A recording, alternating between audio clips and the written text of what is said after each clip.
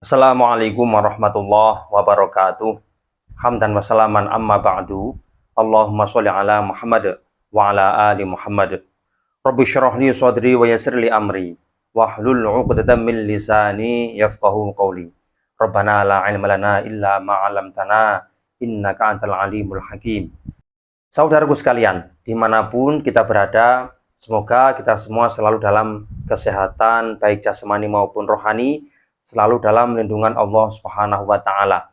Diberikan kelimpahan rezeki, dimudahkan segala urusan kita, segala yang kusut segera terurai.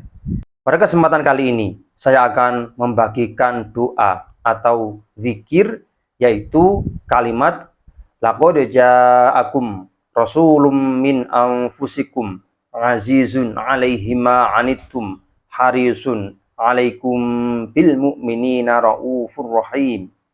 Fa in tawallaw faqul hasbiyallahu la ilaha illahu 'alaihi tawakkaltu wa huwa rabbul 'arsyil 'azim. Atau biasa dikenal dengan istilah hizib laqad ja'akum. Zikir dari ayat ini biasa diajarkan dan diijazahkan oleh guru-guru kita, para ulama-ulama terdahulu hingga saat ini, karena memang zikir ini bagian dari zikir yang maksur, artinya diajarkan langsung oleh baginda Nabi Muhammad SAW secara turun-temurun hingga saat ini. Dan saya sendiri mendapatkan ijazah ini dari beberapa kiai atau beberapa ustadz, sehingga statusnya mutawatir. Mutawatir itu banyak yang meriwayatkan. Mengenai kesohihan dari dalil yang menjelaskan keutamaan zikir laqad ja'akum ini tidak diragukan lagi. Artinya status atau derajat kesohihannya bisa dipertanggungjawabkan. Saudaraku sekalian, amalan laqad ja'akum diambil dari dua ayat terakhir dari surat Taubah atau surat Baroah. Nah, mengenai status diturunkannya ayat ini, ada yang mengatakan turun di Madinah, ada yang mengatakan turun di Makkah, yakni Makkiyah. Nah, namun banyak pendapat yang mengutarakan tentang status ayat ini, dia diturunkan di Madinah Al-Munawwarah, sehingga disebut dengan ayat Madaniyah. Nah, dalam proses kodifikasi Al-Quran, yaitu mengumpulkan Al-Quran setelah perang Yamamah, yaitu di era Abu Bakar As-Siddiq, umat Islam memerangi kaum murtad yang pada saat itu memiliki pasukan 40.000. Nah, atas izin Allah, perang Yamamah dimenangkan oleh umat Islam. Namun banyak ulama yang ahli di bidang Al-Quran wafat menjadi korban syahid di perang Yamamah itu. Sehingga sahabat Umar khawatir jika banyak ulama yang meninggal dunia, sedangkan Al-Quran masih berceceran, masih berserakan di mana-mana, ini akan berbahaya. Kita akan kehilangan Al-Quran. Maka disepakati pada saat itu Al-Quran mulai dilakukan kodifikasi atau dikumpulkan. Nah, ketua panitia yang ditunjuk adalah Zaid bin Sabit. Mulai era Abu Bakar As-Siddiq hingga selesai di era Utsman bin Affan. Zaid bin Sabit adalah salah satu ulama qiraah, ulama ahli di bidang Al-Quranul Karim. Beliau salah satu kutabul wahyi, penulis wahyu di era Rasulullah. Dan setelah Rasulullah wafat, beliau diangkat sebagai ketua panitia untuk menulis dan mengumpulkan Al-Quran yang masih berserakan. Namun keunikan yang dialami oleh Zaid bin Sabit pada saat mengumpulkan Al-Quran, setelah semuanya selesai, finish, tinggal dua ayat ini, yaitu ayat terakhir dari surat Taubat. Tidak ada. Padahal pada saat Rasulullah masih hidup, ayat ini biasa atau sering diucapkan, sering dibaca oleh Rasulullah. Tapi tak ada satupun sahabat yang meriwayatkan atau menyimpan tulisan dari dua ayat surah Taubat ini. Nah, akhirnya Zaid bin Sabit keliling ke sahabat-sahabat yang lain, dan ternyata beliau menemukan riwayat sekaligus tulisan dua ayat terakhir dari surah Taubat ini dari Huzaimah bin Sabit Al-Ansori. Kemudian baru dimasukkan ke dalam mushaf. Ini merupakan keunikan dari dua ayat surah Taubah ini, teman-teman. Nah, sehingga surah Taubat ini bisa digunakan untuk segala macam hajat kita, mulai hajat dunia hingga hajat akhirat. Bahkan oleh kaum spiritualis biasa digunakan untuk benteng diri.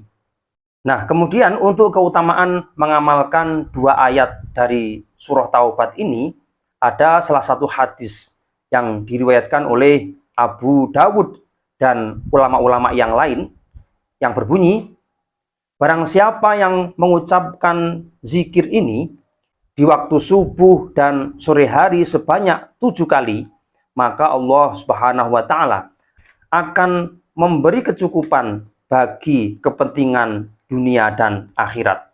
Ini menunjukkan bahwa dua ayat ini memiliki fadilah yang luar biasa yang sudah diberikan oleh Allah Subhanahu wa Ta'ala untuk kita semua. Sehingga siapapun yang rajin mengamalkan dua ayat dari surah Taubah yang terakhir ini, maka apapun yang menjadi hajatnya mudah dikabulkan oleh Allah. Nah, sebelum mengamalkan ayat ini, maka perlu kita ketahui bahwa fadilah yang sudah diperoleh oleh orang-orang terdahulu selain dari ajaran Rasulullah SAW, sebagaimana pengalaman orang-orang terdahulu, maka sebagai berikut. Supaya kita tambah yakin pada saat mengamalkan zikir ini atau ayat ini. Manfaat yang pertama, jika seseorang rajin mengamalkan dua ayat terakhir dari surah Taubat ini, mendapatkan pertolongan dari Allah Subhanahu wa Ta'ala. Tentunya melalui perantara alam semesta, melalui hubungan antara manusia, yang jelas pertolongan itu murni dari Allah Subhanahu wa Ta'ala.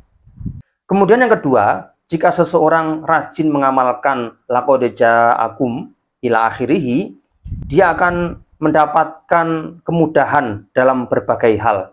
Sehingga teman-teman sekalian, jika kita memiliki hajat apapun, sedang menghadapi kesulitan apapun, maka bacalah zikir ini atau bacalah ayat ini. Insya Allah semuanya akan dipermudah oleh Allah Subhanahu wa Ta'ala. Misalkan mau melamar pekerjaan, sedang merintis bisnis baru, sedang membangun rumah tangga baru, merintis lembaga pendidikan baru yang membutuhkan sebuah perjuangan, maka dengan mengamalkan zikir ini, insya Allah semuanya dipermudah oleh Allah. Kemudian manfaat yang ketiga, jika kita rajin mengamalkan laqad ja'akum, yaitu bisa mendapatkan kekuatan lahir batin, kekuatan ruh atau kekuatan spiritual, dan juga kekuatan lahir, yaitu kekuatan fisik. Kekuatan fisik dengan mengamalkan zikir ini, insya Allah kita selalu diberikan kesehatan dan diberikan panjang umur. Oleh karena itu, salah satu rahasia orang-orang terdahulu memiliki usia panjang, yaitu mengamalkan laqad ja'akum ini. Kemudian yang keempat, jika seseorang rajin mengamalkan laqad ja'akum, dia akan mendapatkan kemuliaan, baik di hadapan Allah maupun di hadapan para makhluk.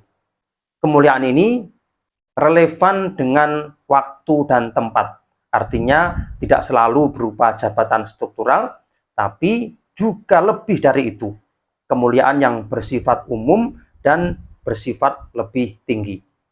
Kemudian yang kelima, jika seseorang rajin mengamalkan laqad ja'akum, dan pada saat itu dia sedang dililit hutang, maka insya Allah kita akan diberikan kekuatan segera bisa melunasi hutang-hutang kita.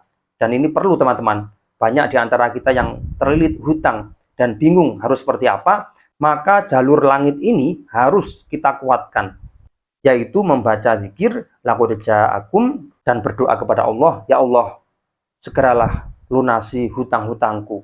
Permudahkanlah aku mencari uang untuk melunasi hutangku. Insya Allah semuanya akan segera terlunasi. Kemudian yang keenam, jika seseorang rajin mengamalkan zikir laqad ja'akum, kesusahan yang dia hadapi akan segera dihilangkan oleh Allah Subhanahu wa Ta'ala. baik susah berkaitan dengan materi atau non-materi. Dengan mengamalkan zikir ini, segala kegalauan, kerisauan, overthinking, bad mood, semuanya hilang dari diri kita. Kemudian yang ketujuh, jika seseorang rajin mengamalkan zikir laqad ja'akum, insya Allah rezekinya lancar.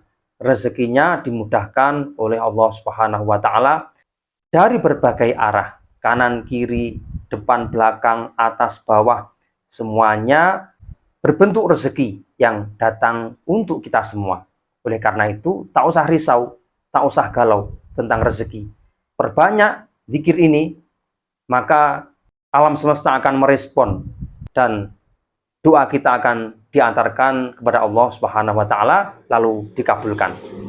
Kemudian yang kedelapan, jika seseorang rajin mengamalkan zikir ayat laqad ja'akum, bisa kita gunakan untuk perlindungan diri, baik dari gangguan fisik dan non-fisik. Gangguan fisik misalkan untuk perlindungan diri kita dari serangan musuh atau serangan orang jahat. Non-fisik kita melindungi diri kita dari serangan jin fasik atau jin jahat. Sehingga siapapun yang rajin mengamalkan zikir laqad ja'akum, setan akan takut, jin fasik akan takut, orang jahat, orang zalim akan tunduk kepada kita atas izin Allah. Jadi, gak usah takut, gak usah risau. Kemudian bagaimana cara mengamalkan zikir laqad ja'akum ini untuk segala urusan kita? Di dalam hadis yang telah diriwayatkan oleh Abu Dawud dan ulama-ulama yang lain, di sana dijelaskan bahwa membaca ayat ini sebanyak 7 kali. Tapi bukan berarti 7 kali itu merupakan ukuran baku, ukuran pokok, bukan. Itu hanya bersifat jais yang diajarkan oleh Rasulullah. Barang siapa yang membaca 7 kali, maka urusan dunia dan akhirat akan terkabulkan. Nah, ini bisa kita menggunakan hitungan yang lain. Misalkan seseorang sedang sibuk, maka cukup dibaca 1 kali setelah selesai sholat fardu 5 waktu. Atau dibaca 3 kali. Nah, jika waktu masih panjang dan memungkinkan, silahkan dibaca 7 kali sebagaimana yang dijelaskan oleh Rasulullah dalam hadis tersebut. Nah, jika kita memiliki hajat yang besar dan masalah yang berat sehingga sulit untuk terurai, maka perbanyak bacaan zikir ini menurut selera masing-masing, hitungannya tidak terbatas. Tapi alangkah baiknya, bacalah ayat ini dengan hitungan ganjil. Mulai 1, 3, 5, 7, 9, 11, ila akhirih, bahkan sampai 1000 kali pun diperbolehkan. Semakin banyak, semakin bagus. Tapi yang jelas, niat kita harus ditata. Hanya karena Allah Subhanahu wa Ta'ala, jangan mendewakan doa. Karena semua yang mengijabah hanya Allah. Sedangkan kita hanya melaksanakan ikhtiar dengan jalur langit, yaitu memperbanyak mendekatkan diri kepada Allah sehingga mudah diijabah apa yang menjadi hajat kita. Sebagaimana yang dijazahkan oleh kiai-kiai saya, ini disarankan puasa minimal 1 hari, yaitu di hari Kamis. Apa tujuan puasa? Yaitu memasukkan tuah atau memasukkan kekuatan atau energi yang ada di dalam ayat tersebut. Sehingga kekuatan atau energi dari ayat tersebut terserap dalam batin kita. Pada saat kita memanjatkan doa sewaktu-waktu, ini mudah diijabah atau mudah dikabulkan oleh Allah. Nah, sementara seperti itu, teman-teman yang ada sesuatu silahkan ditanyakan di kolom komentar, atau boleh berpendapat lain, silahkan komentar. Teman-teman, jangan lupa di subscribe, di like, dan di share ke teman-teman kita, supaya lebih bermanfaat. Silahkan diamalkan, semoga bermanfaat. Wallahu a'lam bishawab. Assalamualaikum warahmatullahi wabarakatuh.